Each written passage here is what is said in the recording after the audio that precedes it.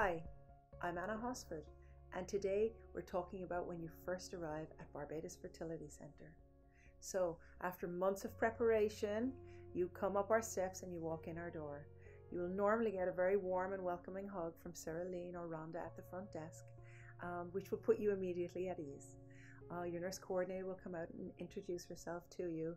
We know that you work along with your nurse coordinator for a long time and you feel very connected with her. So that's always very nice and very special, both for our clients but also for the nurses. Afterwards, you're going to have a transvaginal scan with your doctor. This is a relatively painless procedure. It is easy, but it's very important because we're looking at the follicles. The follicles are fluid-filled sacs within the ovaries, and these are the ones that contain the eggs.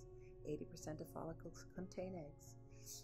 After the ultrasound, you'll be meeting back with your nurse coordinator, and she'll go through with you your steps of how many more days of medication you need, when your next ultrasound is going to be, and when potentially your egg collection is going to be planned for.